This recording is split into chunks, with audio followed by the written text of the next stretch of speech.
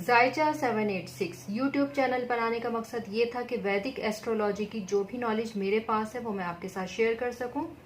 पहले ही बता दूं कि ये वेस्टर्न एस्ट्रोलॉजी नहीं है, इसलिए पहले आपको अपना एसेंडेंट, पहला घर जो भी है, इसमें जो भी नंबर लिखा है वो आपको मालूम होना जरूरी है। अगर आपको मालूम नहीं है तो आप गूगल सर्च कर सकते हैं और अपना बर्थ चार्ट बना सकते हैं। उसमें जो भी पहला घर होगा वो आपका लगन है, आपका एसेंडेंट है।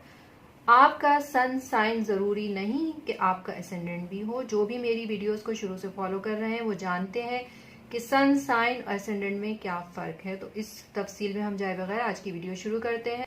आज की वीडियो में हम बात करेंगे कैप्रिकॉर्न एसेंडेंट की, जिसका नंबर है 10।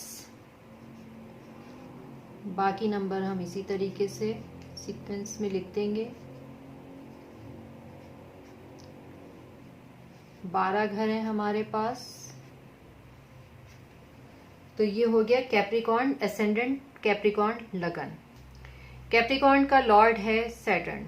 सैटर्न के पास 2 घर हैं, 10 और 11 एक्वेरियस साइन जो दूसरा घर है। तो हमारे पास लग्नेश के जो सैटर्न है उसके पास 2 घर हैं, पहला और दूसरा। तो हम इसमें बहस में तो पढ़ना ही नहीं है, क्योंकि ये इस पूरे चार्ट की एनर्जी जो है वो सैटर्न के पास है, तो इससे तो लाजमी अच्छे रिजल्ट देने ही हैं। इसके बाद बात करते हैं तीसरे घर की, जो है पाइसिस। पाइसिस का लॉर्ड है जुपिटर। जुपिटर के पास 2 घर हैं, दूसरा घर हमारे पास 12वां घर है जहां पर 9 नंबर लिखा है, सेजिटेरियस साइन। जुपिटर क्योंकि सैटर्न का दोस्त नहीं है, फिर दोनों घर भी अच्छे नहीं है।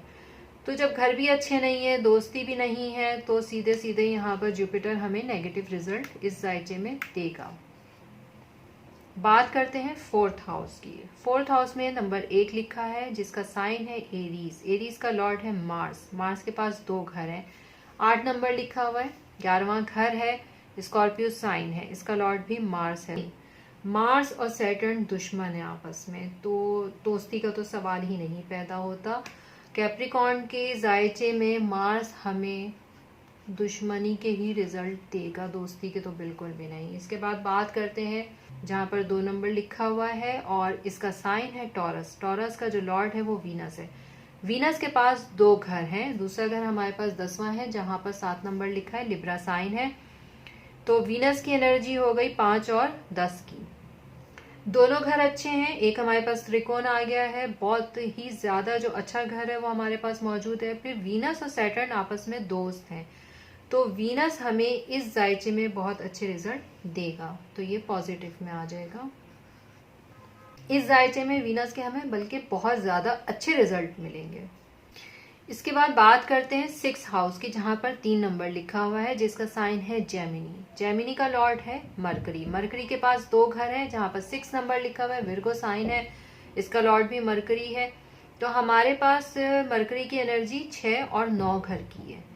त्रिकोण है, बहुत अच्छा घर है। छठा घर अच्छा नहीं है, लेकिन त्रिकोण क्योंकि हमें मिल गया है यहाँ पर मरकरी को। फिर सैटर्न और मरकरी के आपस में दोस्ती भी है, तो यहाँ पर मरकरी हमें अच्छे रिजल्ट देगा। बात करते हैं 7th हाउस की, जहां पर 4 नंबर लिखा है, कैंसर साइन है, इसका लॉर्ड मून है।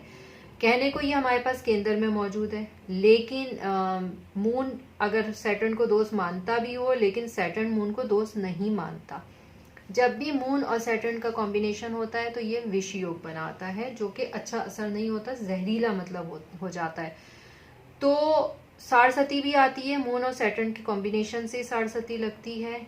इस लिहाज से अगर हम देखेंगे तो मून का यहाँ पर हमें अच्छा रिजल्ट देखने को नहीं मिलेगा। बात करते हैं 8th हाउस की, जहां पर 5 नंबर लिखा है, साइन है लियो, जिसका लॉर्ड है सन। सैटर्न और सन की आपस में बिल्कुल भी नहीं बनती है। सैटर्न और सन जब भी कॉम्बिनेशन हो तो वीनस को खराब करते हैं, और वैसे तो कहा जाता है कि जी मून और सन अगर 8वें घर में हो तो ये हमें बुरे रिजल्ट नहीं देते हैं, लेकिन क्योंकि लग्नेश इसका दुश्मन है, सैटर्न और सन आपस में एक दूसरे के दुश्मन है, तो इस वजह से हमें इस चार्ट में कैप्रिकॉर्न साइन के जायचे में सन के हमें नेगेटिव रिजल्ट मिलेंगे। तो पॉजिटिव में आ गए सैटर्न, वीनस और मरकरी, नेगेटिव में जुपिटर, मार्स, मून और सन। तो आज के लिए इतना काफी है, इजाजत दीजिए, अल्लाह हाफिज।